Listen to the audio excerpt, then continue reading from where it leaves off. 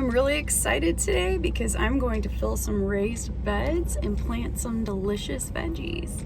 I got some potting soil in bulk from a mulch place down the street. Definitely much cheaper. I recommend it. This is about $25 for a cubic yard. So what kind of wood did you use for these beds? Pine. Crap ass pine. How much was it? How much? Yeah, how much for the wood? I don't know, 150 bucks? 150 bucks? That's a lot better than buying beds or using some, better material, even though we would have liked to use better material. We stained and sealed it. It'll last 5 years. Nice. Do you know how much it would have cost if we were to buy beds or? 600 bucks, 600 800 bucks. Not cheap. And if you don't have a Mr. or Mrs. Fix-It around, you can put the raised beds together with planter blocks. What now? I did, however, have to push him to build these beds. He really wanted to go tailgating one day. I built them 2 months ago. She's just now getting to filling them. It was such an urgent thing.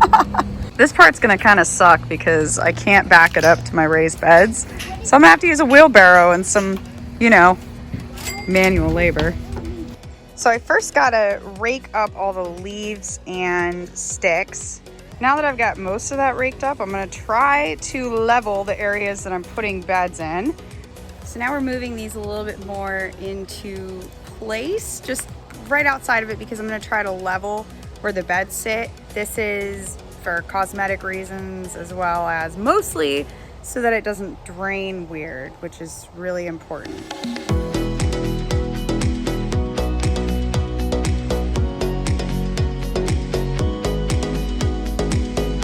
So I'm honestly just kind of, what I just learned is called shimming the sides, and also just getting in there with my hands. You can do it with a shovel to just kind of move dirt around and put some objects in there. I found some rocks in my garden, and then just kind of leveling across the bed, making sure the corners line up because this comes in 2 different pieces. There will be some space between the dirt and the raised beds on the bottom.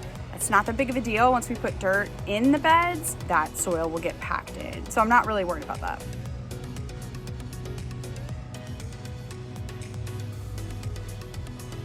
You can also use some scraps of wood to shim the bottom. I'm gonna slide that under there to try to get this a little more level because I'm on a bit of a hill. Babe, I'm hella confused. How can this side be unlevel but every other side level? I'm like driving myself crazy trying to solve this problem. What do you mean? I don't get it. I changed one side and then... It's probably just the way I put it together. It's twisted. It's not a big deal. Oh. So apparently I don't have to be a perfectionist about leveling these beds. The shit's gonna rot. Who cares? All right, so these beds are fairly level. And it's 5:30 almost. It's getting dark. My back is being a little... It's hurting really bad. So I'm gonna get back to it in the morning.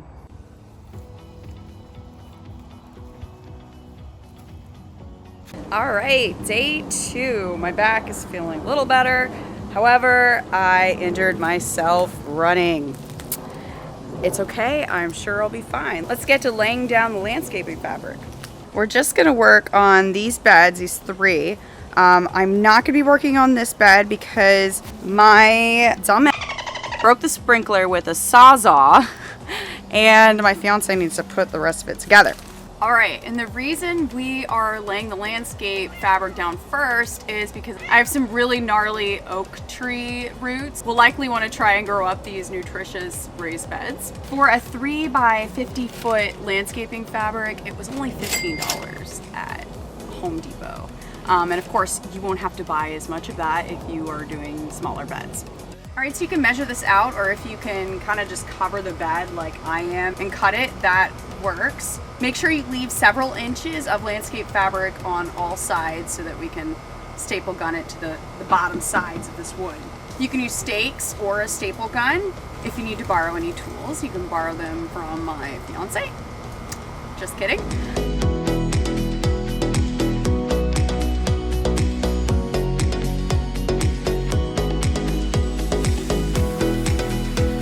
And we just checked our pea trellis.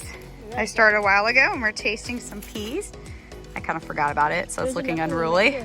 There's absolutely nothing better than homegrown produce.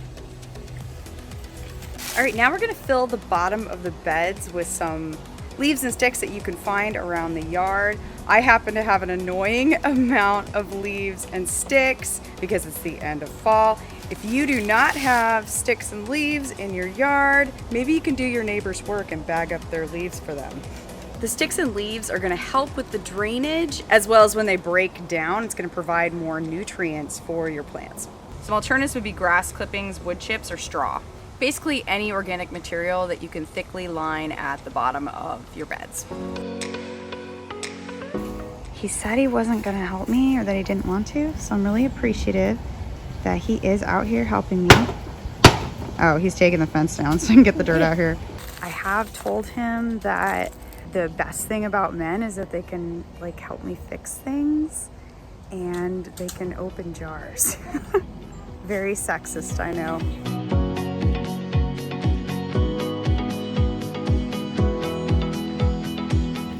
And we're just gonna fill it until there's about a foot at the top.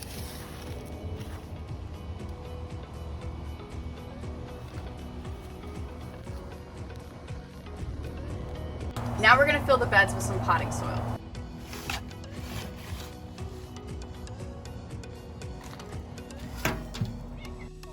Claire wants to help. I don't think she's gonna get very far this way.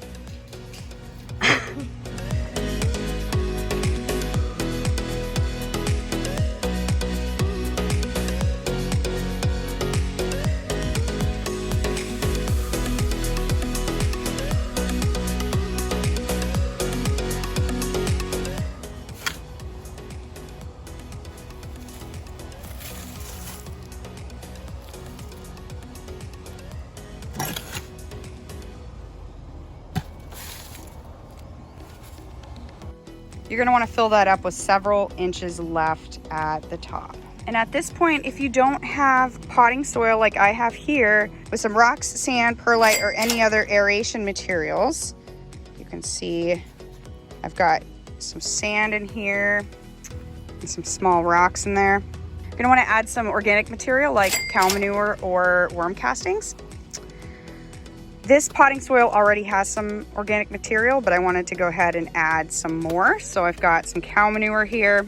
You really can't go wrong adding more organic materials to your beds. Come on, Ricky, use them muscles. And now you just plant your veggies per the package instructions. I absolutely love the seed service. It's pretty affordable. It's only $5 a month.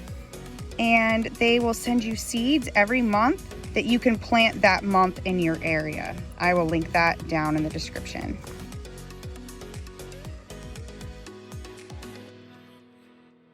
So I hope you all enjoy the delicious veggies in your garden, and let us know all about your raised bed veggie garden in the comments.